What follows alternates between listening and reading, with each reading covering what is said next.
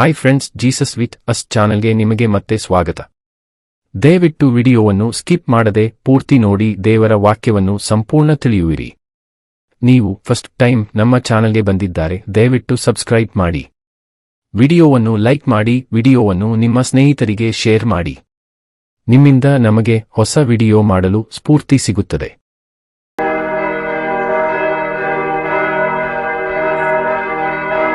ಕೀರ್ತನೆಗಳು ಅಧ್ಯಾಯ 87. ಚೀಯೋನೇ, ಎಲ್ಲ ದೇವಜನರ ಮಾತೃಭೂಮಿ. ಯೆಹೋವನು ಸ್ಥಾಪಿಸಿದ್ದು ಪರಿಶುದ್ಧ ಪರ್ವತಗಳಲ್ಲಿದೆ.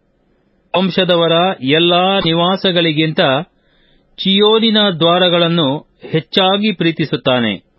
ದೇವನಗರವೇ, ನಿನ್ನ ವಿಷಯವಾದ ಗೌರವೋಕ್ತಿಯೇನೆಂದರೆ, ಸೆಲಾ. ಐಗುಪ್ತ, ಬಾಬೆಲ್ ದೇಶಗಳವರನ್ನು ನನ್ನನ್ನು ಬಲ್ಲವರಲ್ಲಿ ಎಣಿಸುವೆನು. ಇಗೋ, ಫಿಲಿಷ್ಟಿಯ, ತೂರ್, ಕೂಷ್ ಜನಾಂಗಗಳು ಅಲ್ಲೇ ಹುಟ್ಟಿದವು ಎಂಬುದೇ. ಇದರಿಂದ ಚೀಯೋನೇ ಪ್ರತಿಯೊಂದು ಜನಾಂಗದ ಜನ್ಮನಗರವೆಂದು ಹೇಳಲ್ಪಡುವುದು. ಅದನ್ನು ಪರಾತ್ಪರನು ತಾನೇ ಸ್ಥಿರಪಡಿಸುವನು. ಯೆಹೋವನು ಜನಾಂಗಗಳ ಪಟ್ಟಿಯನ್ನು ಮಾಡುವಾಗ ಪ್ರತಿಯೊಂದರ ವಿಷಯ ಇದು ಅಲ್ಲಿಯೇ ಹುಟ್ಟಿದ್ದು ಎಂದು ಬರೆಯುವನು. ಸೆಲಾ.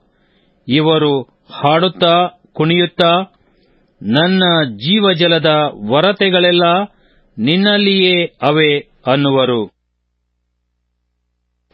ಕೀರ್ತನೆಗಳು ಅಧ್ಯಾಯ 88.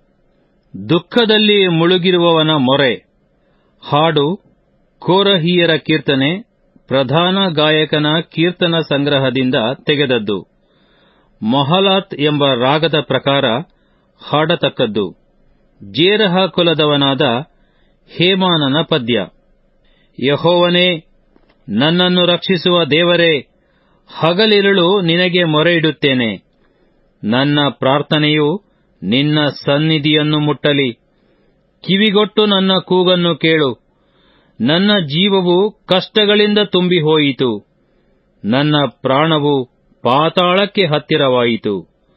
ಸಮಾಧಿಯಲ್ಲಿ ಸೇರುವವರೊಳಗೆ ಎಣಿಸಲ್ಪಟ್ಟಿದ್ದೇನೆ. ಗತಿಗೆಟ್ಟ ಮನುಷ್ಯನಂತಿದ್ದೇನೆ. ಸತ್ತವನ ಹಾಗೆ ನನ್ನನ್ನು ಹೊರಗೆ ಹಾಕಿದ್ದಾರೆ. ಸಮಾಧಿಯಲ್ಲಿ ಬಿದ್ದಿರುವ ಹತರಂತಿದ್ದೇನೆ.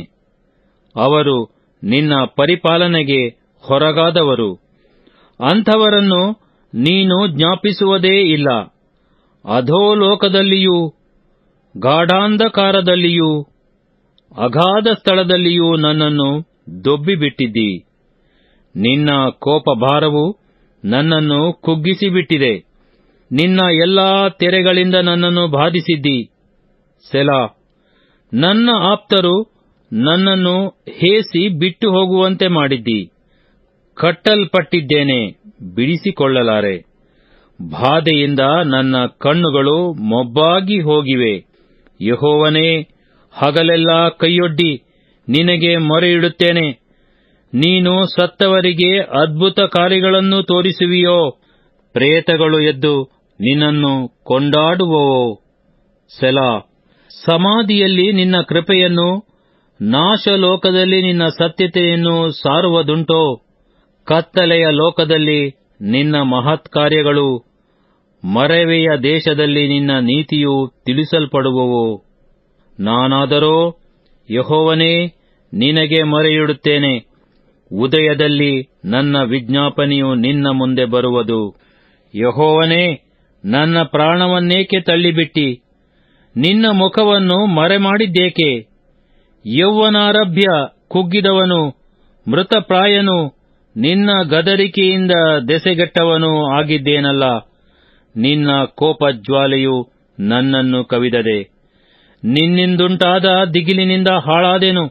ಅವು ದಿನವೆಲ್ಲ ನೀರಿನಂತೆ ನನ್ನನ್ನು ಆವರಿಸಿಕೊಂಡವೆ. ಒಟ್ಟುಗೂಡಿ ನನ್ನನ್ನು ಸುತ್ತಿಬಿಟ್ಟಿವೆ. ನನ್ನ ಆಪ್ತಮಿತ್ರರನ್ನು ದೂರ ಮಾಡಿದಿ. ಅಂಧಕಾರವೇ ನನ್ನ ಪರಿಚಯವು.